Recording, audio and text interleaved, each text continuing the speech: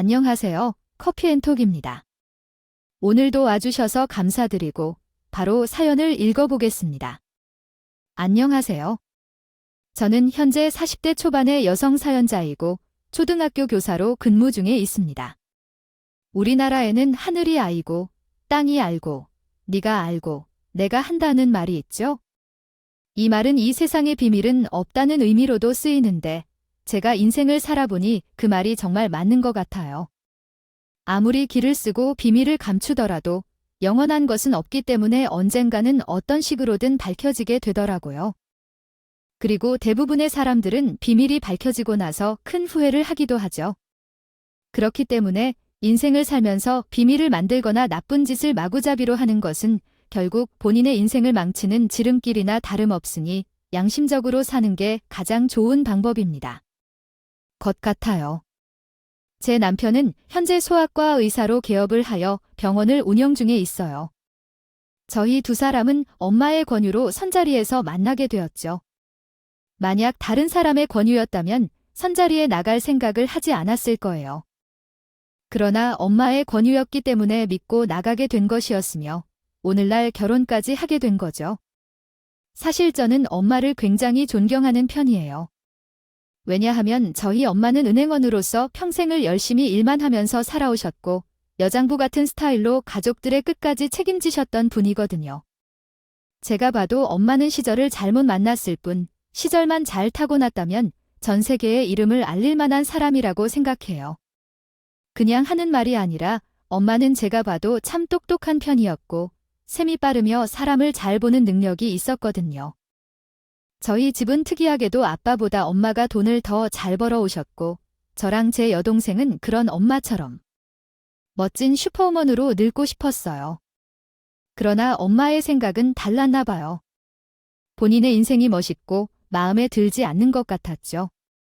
그래서 엄마는 기회만 되면 저랑 제 여동생을 붙잡고 엄마처럼 살지 말라는 말씀을 참 많이 하셨어요. 아무래도 엄마는 능력은 좋지만 드세다는 소리를 들으면서 제대로 된 여행 한 번 못 가고 일만 하면서 살았던 게 싫었던 듯 싶었죠. 엄마는 저희 자매에게 딸은 엄마 팔자 닮는다 이는 말이 제일 무섭다고 하셨어요. 그래서인지 저랑 제 동생의 홍기가 차기 전에 제대로 된 사람에게 보내야 한다면서 적극적으로 선자리를 알아봐서 주선해 주셨죠. 그렇게 저랑 여동생은 엄마의 헌신 덕분에 각자 좋은 신랑을 얻어 결혼할 수 있었어요.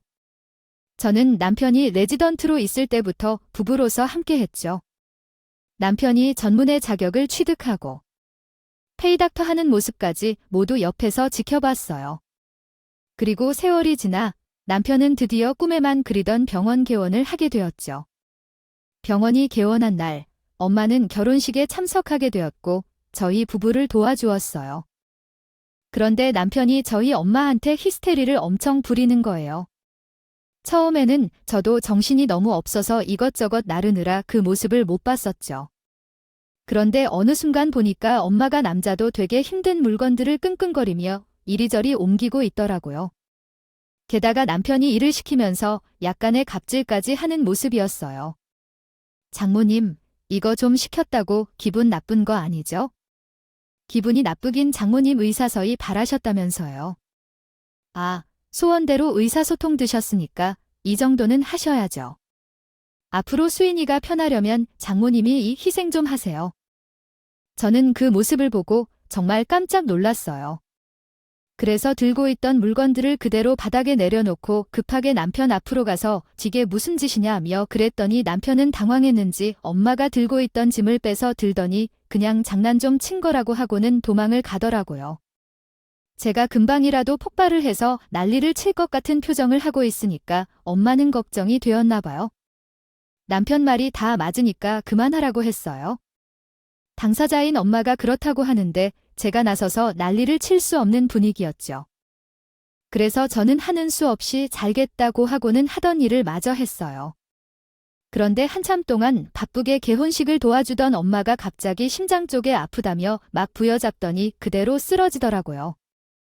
엄마가 몇 년 전에도 심장마비로 쓰러진 적이 있었기에 저는 급하게 달려가 상태를 확인하기 시작했죠. 그리고 옆에서 일을 돕고 있던 막내 간호사도 제 옆으로 달려오더니 병원의 유일한 의사인 남편을 다급히 부르기 시작했어요. 엄마가 쓰러지게 되면서 병원은 순식간에 아수라장이 되었죠. 여보, 빨리 좀 와서 봐줘. 지금 엄마가 쓰러졌어. 선생님, 지금 사모님, 어머님이 의식을 잃고 쓰러지셨어요. 빨리 오셔서 심폐소생술이라도 해야 할 것 같아요. 남편은 저희 두 사람의 다급한 외침을 듣고 엄마 옆으로 달려왔죠. 저는 이때까지만 해도 남편이 의사이니까 엄마가 잘못될 것이라는 생각은 전혀 하지 않았어요. 예전에 엄마가 쓰러지셨을 때 치료를 맡아주신 의사 선생님께서 어떤 병이든지 응급조치만 빠르게 이루어지면 목숨을 유지하는 데 문제가 없다고 말씀하셨거든요. 그런데 마침 남편이 의사인데다가 바로 옆에 있으니까 큰 문제는 생기지 않을 거라고 믿어 의심치 않았죠. 그러나 남편은 빠르게 엄마 상태를 체크해 응급조치를 취해주기는커녕 얼굴을 잔뜩 찌푸리고 주머니에 손을 넣은 채로 가만히 서 있는 거예요. 저는 그 모습을 보고 정말 어이가 없었죠. 당신 지금 뭐 해? 보고만 있지 말고 빨리 와서 엄마 상태 좀 봐줘. 아, 재수없게. 개원 첫날부터 여기서 초상 치르네. 뭐라고? 당신 지금 무슨 소리를 하고 있는 거야? 빨리 와서 엄마 상태 좀 확인해 달라니까. 우리 엄마 좀 살려달라고. 장모님 몇 년 전에도 심장 때문에 쓰러지셨잖아. 근데 병원에선 별소리 없지 않았어. 지금 무슨 소리를 하는 거야? 엄마 상태 안 보여? 빨리 응급조치 좀 해줘. 지금 장모님 내가 일 좀 시켰다고 꾀병 부리고 있는 거라고. 나는 소아과라 성인 줄을 못 봐. 그러니까 다른 병원으로 보내서 치료를 받던지 하고. 아, 얼른 여기서 나가. 제 손 붙으니까 저의 다급한 외침에도 불구하고 남편 놈은 남일인 듯 쳐다보다가 그대로 원정실에 들어가 버렸어요. 저는 남편의 행동이 너무 황당하고 기가 막혔죠. 결국 남편 대신 간호사가 심폐소생술을 진행하게 되었고 저는 급히 119에 도움을 요청하게 되었어요. 그리고 나서 엄마는 응급차에 실려 대학병원으로 옮겨지게 되었죠. 엄마가 병원에 도착하자마자 응급실 의사 선생님들은 급하게 상태 체크를 하기 시작했고 어떻게든 살려보겠다면서 응급조치를 취하더군요. 저는 울며불며 제발 엄마 좀 살려달라고 제절하게 빌었던 것 같아요. 다행인지 불행인지 엄마는 응급실에 도착해 응급조치를 받고 나서 조금은 안정된 상태가 되었고 중환자실로 옮길 수 있게 되었어요. 저는 엄마의 상태가 안정된 것을 확인한 후 중환자실 앞에서 면회 시간을 기다리며 화가 난 채로 남편 놈한테 전화를 걸었어요. 병원에서는 정신이 없어서 급하게 나왔는데 남편이 엄마에게 내뱉은 못된 말들이 자꾸 머릿속에 맴돌았거든요. 그때까지만 해도 저는 남편이 조금이나마 걱정을 하며 마음을 쓰고 있을 줄 알았어요. 그런데 천연덕스럽게 전화를 받는 것이 봐서는 그것도 아닌 것 같더라고요. 장모님 옆에 딱 붙어서 정신없을 시간인데 웬일로 전화를 했대. 뭐라고? 당신은 장모님이 쓰러졌는데 걱정도 안 되니? 아, 당신. 이렇게 전화한 거 보면 장모님 멀쩡할 것 같은데 굳이 물어봐야 돼요? 됐고, 당신 엄마한테 어떻게 그런 식으로 말할 수 있어요? 뭘 어쨌다고 그래? 초상을 치룬다는 이 꾀병이라는 일 온갖 나쁜 말들을 다 내뱉었잖아. 어떻게 장모님한테 그딴 말들을 할 수 있냐고? 아, 그래? 아, 그건 내가 말이 잘못 나왔다고 인정할게. 그런데 나도 개운하고 스트레스가 어마어마한 사람이야. 아, 그래서 말 실수 좀 아끼렀으니 이렇게까지 난리를 쳐야 하냐? 말 실수, 스트레스 좀 받는다고 장모한테 그딴 식으로 얘기하는 게 말이 되니? 자기 합리화하지 마. 그건 그냥 예의가 없는 거야. 너는 뭐 살면서 말 실수 안 하냐? 너도 실수라는 거 할 거 아니야. 사람이 살다 보면 말 실수도 할 수 있는 거지 뭐. 그거 가지고 난리를 치냐. 아, 그딴 말할 거면 전화 끊어. 남편은 잘못한 게 없다는 듯 공격적으로 이야기를 하고는 먼저 전화를 끊어버렸죠. 저는 남편의 태도에 너무 열이 받아서 다시 전화를 통해 난리를 쳐야 하나 고민을 했어요. 하지만 병원에서 소란을 일으킬 수는 없으니 나중에 두고 보자 생각하고 말았죠. 그렇게 시간이 지나 엄마의 저녁 면회 시간이 다가왔어요. 저는 엄마를 보기 위해 중환자실에 들어가게 되었고 힘없이 누워있는 모습을 보게 되었어요. 저는 면회 시간 동안 엄마의 손을 잡고 빨리 깨어나 달라고 눈물을 흘렸어요. 그런데 면회 시간이 얼마 남지 않았을 때 엄마가 기적적으로 아주 잠시 의식을 회복하게 되었죠. 저는 엄마가 깨어난 것을 확인하자마자 의사 선생님을 불러오겠다면서 돌아섰어요. 그런데 엄마는 숨을 제대로 쉬지 못해 헉헉거리면서도 제 손에 붙잡더니 이상한 말을 꺼내는 거예요. 엄마, 괜찮아. 지금 숨쉬기 힘들 것 같은데 내가 얼른 가서 간호사 선생님께 말씀드리고 의사 선생님 불러올게. 잠깐만 기다리고 있어? 아니야, 수인아. 가지 말고 엄마 말 잘 들어. 너한테 꼭 해줄 말이 있어?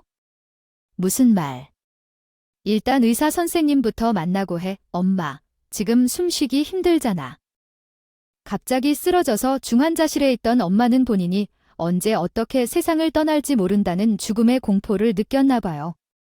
그래서인지 아주 잠시 깨어났을 때에도 저에게 이 말은 꼭 해야겠다며 뭔가 다짐한 듯 힘들게 이야기를 시작했죠. 진아. 박서방, 벌을 받아야 돼요? 그게 무슨 소리야? 박서방이 벌을 받아야 한다니? 박서방이 베이닥터로 있을 때 못된 짓을 많이 했어. 엄마, 깨어나자마자 그게 무슨 소리야? 박서방이 무슨 못된 짓을 했는데? 허위 진단서 발급해주고 월급에 더 많은 수익을 얻었어. 그걸 내가 우연히 알게 되었고 그러지 말라고 나중에 벌 받는다면서 말렸는데 끝까지 하더라. 그거 말려야 될 수 있나? 안 그러면 나중에 가서 더 큰 벌을 받게 될 거야. 허위 진단서라니 박서방이 정말 그런 짓을 했다고. 오늘도 내가 원장실에 억지로 끌고 들어가서 앞으로는 그런 짓 하지 말라고 했는데들은 척도 하지 않더라. 그러니까 내가 어떻게든 말려 나중에 일커두면 너도 힘들어져. 알았어. 알았으니까 일단 의사 선생님 불러볼게. 엄마 진찰부터 받자 엄마가 점점 숨을 쉬기 힘들어하는 것 같기에 저는 급하게 의사 선생님을 불러오기 위해 밖으로 나가려고 했어요. 그러나 엄마는 제 손을 잡은 채 놔주지 않았고 헉헉거리면서도 마지막까지 무언가 더 이야기를 하려고 하는 거예요. 그러나 호흡이 점점 거칠어져서 마지막 말은 제대로 듣지 못했죠. 결국 엄마는 다시 의식을 잃게 되었고 몇 시간 뒤 세상을 떠나게 되었어요. 그렇게 엄마를 떠나보낸 저는 장례식을 치르게 되었어요. 그런데 남편은 엄마의 소식을 듣고 나서 얼굴만 빼꼼하고 말더군요. 개헌을 하는 바람에 눈코 뜰 수 없이 바쁘다며 말도 안 되는 핑계를 대면서요.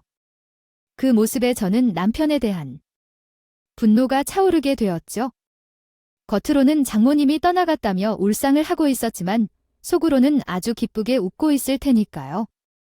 마음 같아서는 남편 놈의 머리채를 쥐어뜯고 싶었지만 일단 장례식부터 마무리하자는 생각에 참고 또 참았어요.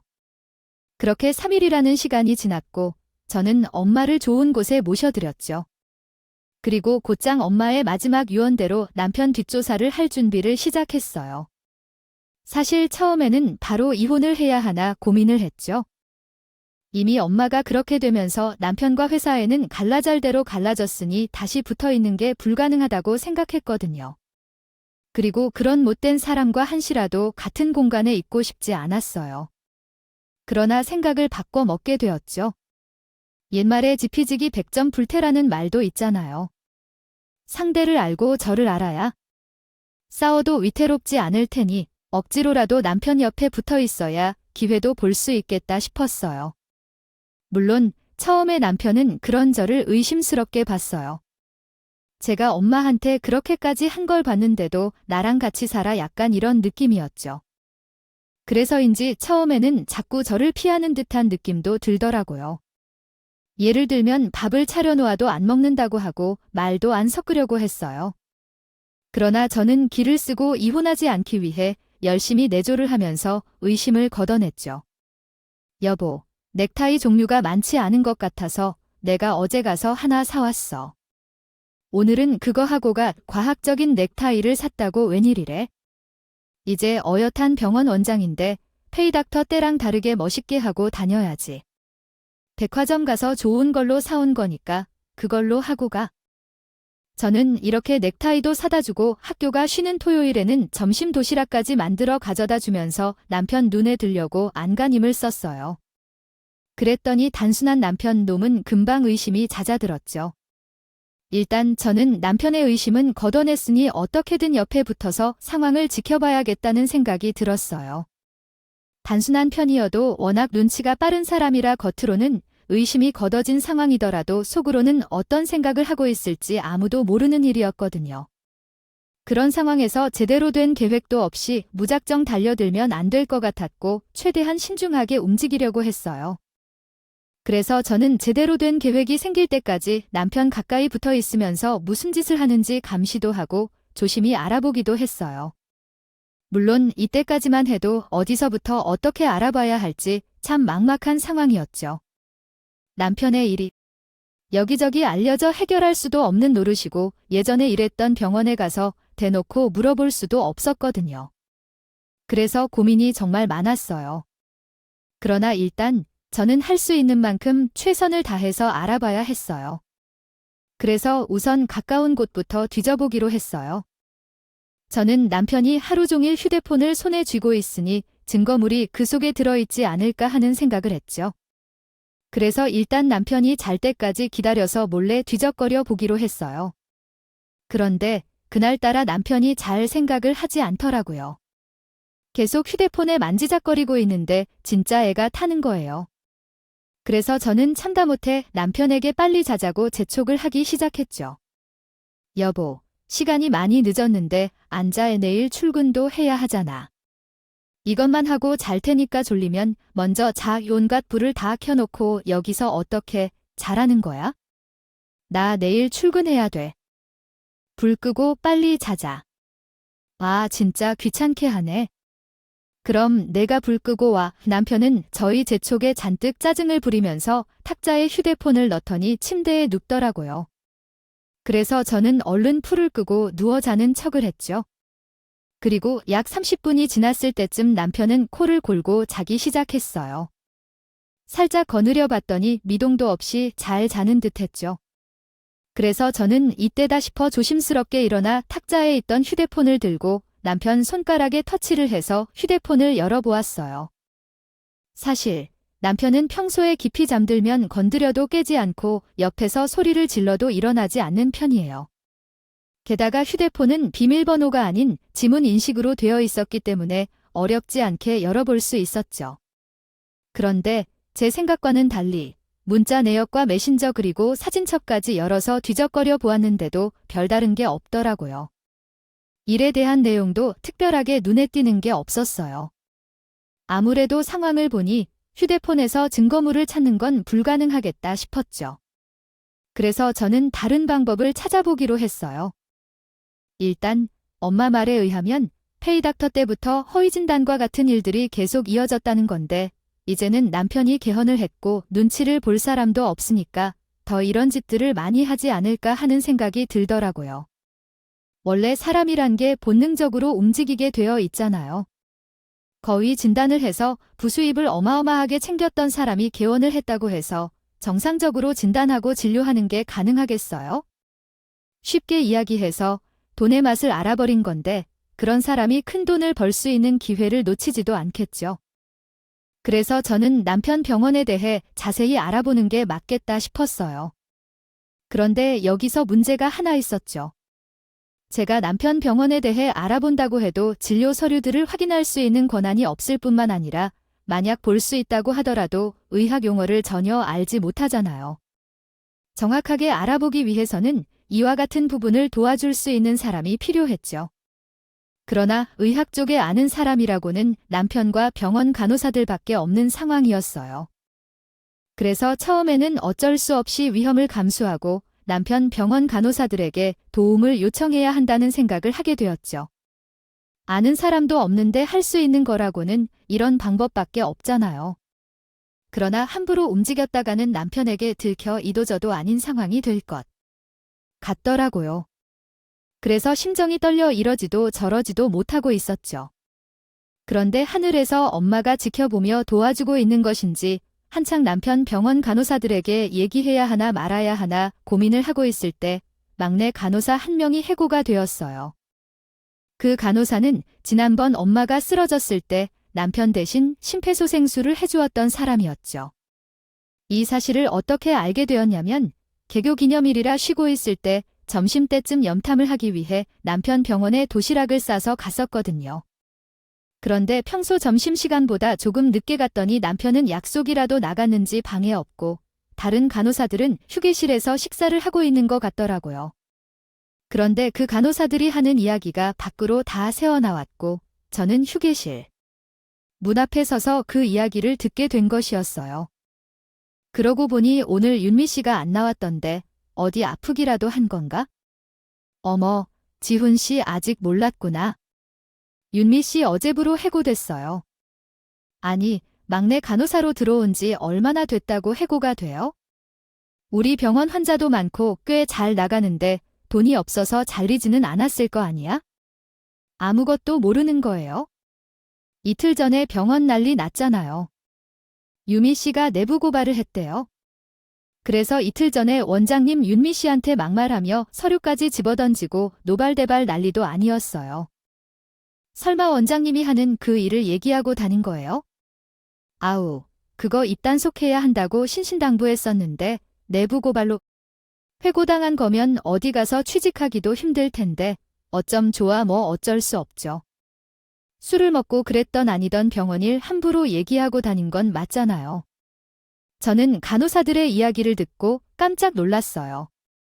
아무래도 막내 간호사는 병원 일을 함부로 이야기하다가 해고를 당한 데 보였죠. 저는 모든 이야기를 듣고 나서 곧장 병원을 나와 집으로 향했어요.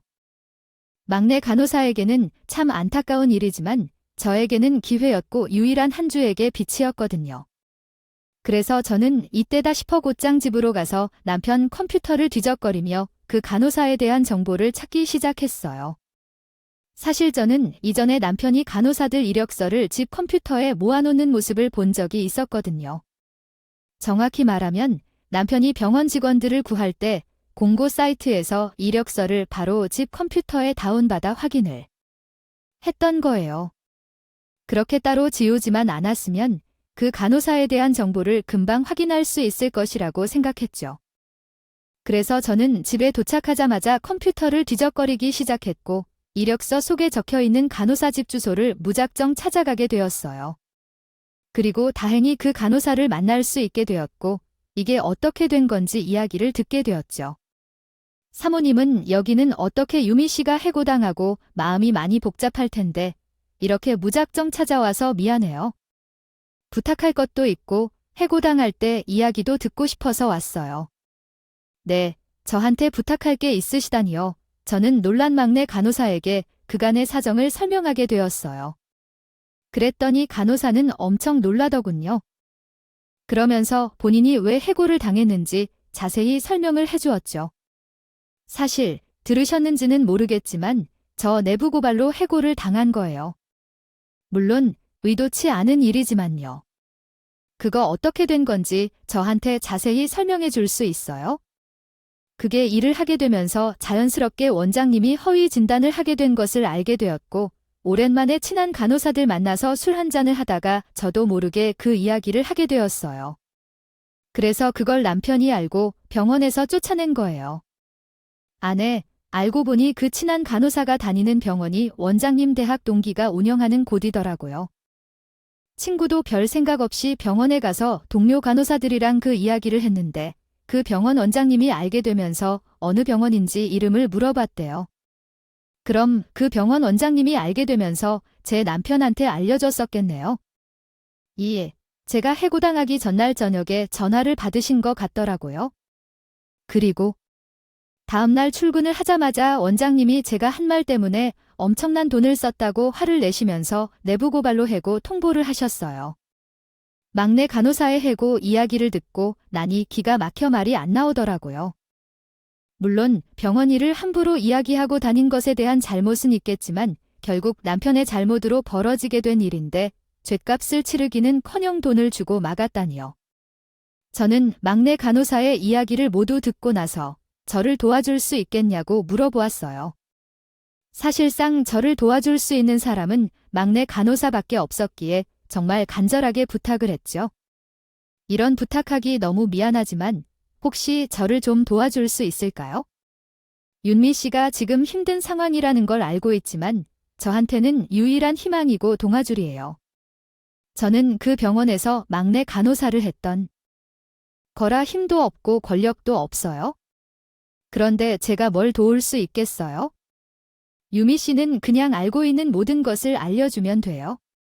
그리고 증언이 필요할 때가 오면 해줄 수 있을까요? 막내 간호사는 저의 부탁을 듣고 나서 쉽게 대답을 하지 못했어요. 아무래도 내부 고발로 해고를 당한 상황에서 저에게 모든 것을 털어놓고 증언까지 해준다는 게 걱정이 되었던 듯 싶었죠. 안 그래도 내부 고발로 해고를 당한 것 때문에 취직하기가 쉽지 않은 상황인데 나중에 이 일마저 알려주게 되면 더 힘들어질 테니까요. 그래서 저도 무조건 해달라면서 강요를 할 수는 없었어요. 자칫하면 한 사람의 인생이 완전히 망가질 수도 있는 일이잖아요. 막내 간호사와 저 사이에는 한동안 정적이 흘렀고 아무래도 상황상 도움을 받기는 힘들 것 같아 보였죠. 그래서 저는 더 부담을 줄 수가 없어 그만 자리에서 일어나려고 했어요. 윤미 씨, 아무래도 제가 무리한 부탁을 한 것 같네요. 내부 고발자로 해고를 당해서 입장이 많이 난처할 텐데 갑자기 찾아와 이런 부탁해서 미안해요. 저 그만 가볼 테니까 제 말을 못 들은 걸로 해줘요.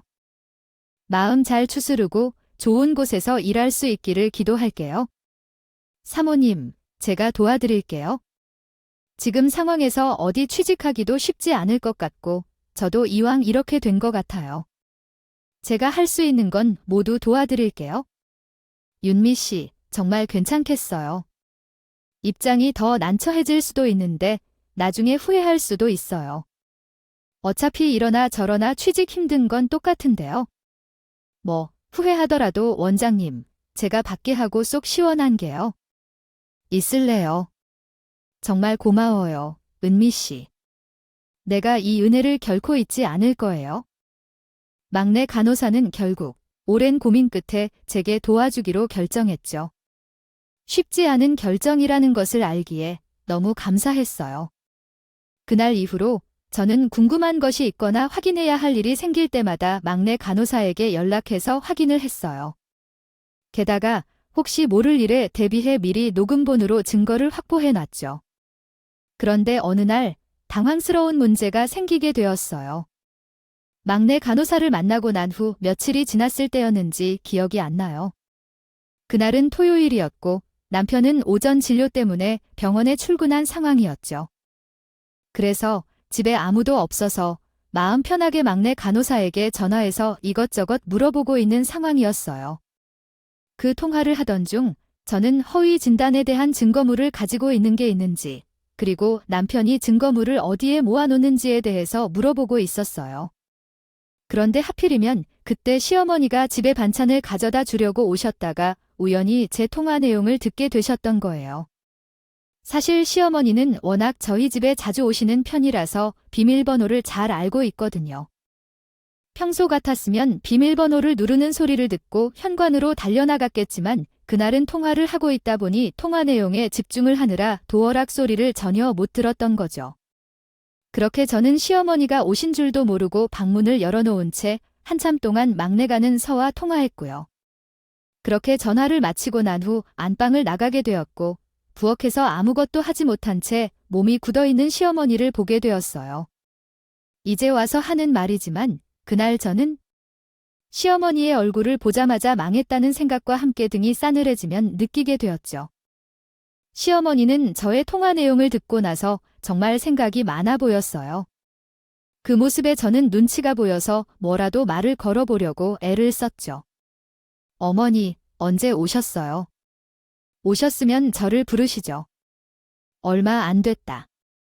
너희들 반찬이 다 떨어졌을 것 같아서 재워놓으려고 왔어. 어머니, 그게 아까 통화 내용은요? 너희들 좋아하는 걸로 이것저것 해왔으니까 밥거르지 말고 잘 챙겨 먹어라. 시어머니는 많이 당황하셨는지 제 말을 들을 생각도 하지 않으시고 냉장고에 반찬들을 대충 넣어놓고 선 급하게 집을 나가셨어요. 저는 그런 시어머니의 모습에 이제 어떻게 해야 하나 싶어서 한숨만 나왔죠. 시어머니가 가시고 저는 굉장히 불안했어요. 혹시라도 이번 일이 남편 귀에 들어가게 되는 순간 계획이 모두 틀어지는 것은 물론이고 앞으로 제대로 된 복수를 할 수도 없게 될 테니까요. 그래서 하루 종일 휴대폰만 들여다봤던 것 같아요.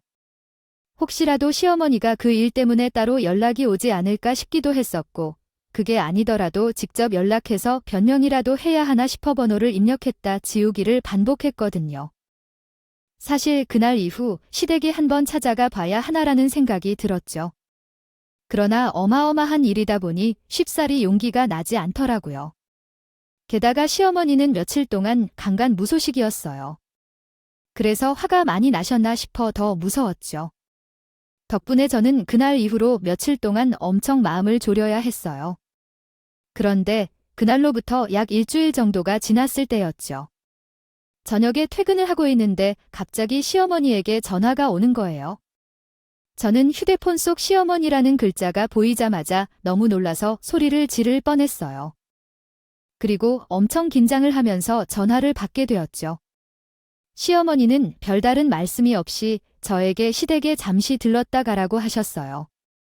그래서 저는 천근만근히 몸을 이끌고 덜덜 떨면서 시댁에 찾아가게 되었죠. 시어머니가 화가 많이 나셨을 거라고 생각했는데 아이 시댁에 찾아가 보니 의외로 저를 편안하게 대해주시더라고요. 덕분에 저는 긴장이 조금 가라앉을 수 있었어요. 사실 지난번에 주인이 내가 통화하는 내용 다 들었다. 준범이가 저지른 일에 대한 증거물을 모으고 다닌다는 것을 알고요. 엄청 놀랐어요. 네, 그러실 것 같았어요. 그날 내가 준 건물을 찾고 다니는 것을 알고 나서 한동안 고민이 많았다. 아무도 못 찾게 이걸 땅에 묻어버릴까 생각해보기도 했었는데 아무리 봐도 이게 맞는 선택인 것 같다. 시어머니는 통화 내용을 듣고 난 후 고민을 하느라 이제야 준다면서 저에게 어떤 봉투 하나를 내밀었죠. 왜 남편 뒤통수 치는 짓을 하냐고 화를 내실 줄 알았는데 갑작스러운 상황에 저는 엄청 당황할 수밖에 없었어요. 그러나 시어머니는 단호한 표정으로 봉투를 열어보라고 하시는 거예요. 시어머니 말씀에 저는 건네주신 봉투를 열어보았는데 USB 하나와 휴대폰 하나가 들어있더라고요. 처음에는 봉투 속에 들어있는 것들이 대체 뭔지 몰라서 영문을 모르겠다는 표정을 지었죠. 어머니, 봉투 속에 들어있는 게 대체 뭐예요? 내가 찾고 있다는 증거물들이야? 그 USB에는 준범이가 누군가랑 통화하는 내용이 담긴 녹음본이 들어있고 휴대폰은 걔가 추가로 개통해서 사용하던 거야. 그 안에 이것저것 증거될 만한 것들이 많이 들어있으니까 한번 살펴봐라. 비밀번호는 이 시아버지 기일로 되어 있더라. 네. 그럼 어머니도 지금까지 준범 씨가 어떤 짓을 해왔는지 알고 계셨다는 말씀이세요? 처음부터 알았던 건 아니었어. 어느 날 준범이가 집에 와서 누군가랑 통화를 하고 있는데 아무리 봐도 내용이 이상하더라고. 그래서 싸한 느낌에 혹시 몰라서 녹음을 해놨지. 그리고 준범이가 가겠다고 할 때 가방에서 몰래 휴대폰을 꺼내 챙겨놨었다. 이게 어떻게 된 일인가 하니 시어머니는 남편이 누군가와 통화하는 내용을 듣고 나서 나쁜 짓을 하고 있다는 것을 알았다고 하더라고요. 그래서 나중에 남편에게 무슨 짓을 저지르고 다니는 거냐고 따져 묻기 위해 통화 내용을 따로 녹음해 놨던 거예요. 그리고 평소 못 보던 휴대폰으로 통화를 하고 자꾸만 만지작거리고 있길래 그 안에 중요한 것들이 있다는 것을 눈치채셨대요. 그래서 혹시나 문자 내역과 같이 큰 증거물이 없어진 것을 알게 되면 남편이 불안해서 나쁜 짓을 그만두지 않을까 하는 마음에 집을 나갈 때 가방에서 몰래 꺼내 챙겨뒀던 거죠. 저는 시어머니의 말씀을 듣고 나서 너무 놀라 말을 못했어요. 다른 사람도 아닌 시어머니가 저에게 그 큰 증거물을 넘겨주실 거라고는 생각도 못했기 때문이었죠. 그런데 시어머니는 어느 정도 제 반응을 예상하고 있었나 봐요. 아들이 처벌받을 수 있는 상황에서 왜 너한테 이런 증거물들을 주는 건가 싶지? 네, 다른 사람도 아닌 어머니 아들에 대한 일이잖아요. 정말로 이걸 저한테 주셔도 괜찮으시겠어요? 나라고 고민을 왜 안 했겠니? 나도 부모인데 죄를 지은 사람이 다른 사람도 아닌 내 아들이라서 일주일 동안 잠도 못 자고 계속 생각했다. 이 세상 부모 마음 다 똑같은 거 아니겠니? 저 어머니, 저 이거 가지고 가면 바로 경찰서에 제출할 거예요. 그래도 정말 괜찮으시겠어요? 내 아들이 더 이상 나쁜 길로 가지 않도록 너한테 이 증거물들 다 넘겨주기로 이미 마음먹었다. 그러니까 나의 박는 대로 내가 점검을 가지고 가서 제출해라. 시어머니는 이미 남편이 죄값을 치르는 게 맞다고 판단하셨는지 정말 단호하게 말씀을 하셨어요. 그렇게 저는 시어머니에게서 받은 증거물들을 가지고 시댁에서 나오게 되었고 혹시나 집에 가지고 가면 남편에게 들킬까 싶어 차에 보관해뒀죠. 그리고 다음 날 날이 밝자마자 출근하는 것처럼 집을 나와 경찰서에 가서 증거물들을 제출하게 되었어요. 결국 남편은 허위 진단서 발급 문제를 조사받아야 했고 개원한 병원과 이전 페이닥터로 근무했던 병원은 압수수색을 당해야 했죠. 그리고 조사 과정 속에서 남편은 사문서 위조 등 행사절까지 발견되었고 그로 인해 면허 취소가 2건이나 걸리게 되었어요. 당연히 남편은 이번 일로 크게 죄값을 받아야 할 위기에 처하게 되었죠. 그리고 남편이 조사를 받고 있을 때 시어머니와 함께 참고인 조사를 간 적이 있었어요. 그때 남편은 아주 잠시 마주치게 된 적이 있었죠. 그런데 남편은 시어머니가 증거물을 줬다는 것을 알게 되고 제가 그동안 본인이 저지른 일에 대한 증거물을 찾아내고 있었다는 것을 알게 되면서 화가 많이 났나 봐요. 그래서인지 저희 두 사람을 보자마자 아주 난리를 치더라고요. 당신 내 엄마 맞아. 그런 증거물들을 가지고 있으면서 꽁꽁 숨겨둔 것도 모자라. 어떻게 그걸 쟤한테 넘겨줄 수가 있어? 아주범이야. 그 나쁜 짓이 언제까지 숨겨질 것 같니? 내가 했던 짓들을 하늘이 알고 땅이 하는데 언제까지 숨길 수 있냐 말이야. 시간이 지나면 지날수록 네가 했던 나쁜 짓들이 쌓이게 될 테고 그게 많아지면 결국 너만도 괴롭고 힘들었을 뿐이야. 엄마도 내가 돈 많이 벌어다 줘서 좋았잖아. 숨겨줄 거면 끝까지 숨겨야지. 왜 돈 줄 때는 아무 말 없다가 이제 와서 왜 이러는 건데? 그리고 당신은 이딴 식으로 남편 뒤통수 치니까 좋냐? 당신이 우리 엄마한테 한 짓을 생각하면 이 정도는 세 발의 피지. 그동안 우리 엄마를 힘들게 했던 거 내가 다 갚아줄 거야. 어쩌냐? 당신이 뭘 모르나 본데? 어차피 면허 취소당해도 시간 지나면 재발급돼. 당신 지금 헛수고 한 거라고. 아, 나도 알아. 3년만 지나면 재발급받아서 의사가운 다시 입을 수도 있겠지. 그런데 내가 그렇게 안 나갈 거야. 당신이 제발 급해서 의사가운 입고 설칠 때마다 신고해서 어떻게든 의사들 못하게 만들 거니까 각오해. 남편은 끝까지 저희 두 사람을 가만히 두지 않겠다면서 소리를 고래고래 질렀어요. 하지만 저는 무섭지 않았죠. 어차피 지구 끝까지라도 쫓아가서 남편 놈이 의사짓을 하지 못하게 만들 생각이었으니까요. 의사였고 권력을 가지고 있던 사람이 의사짓을 하지 못하고 살면 무슨 소용이 있겠어요.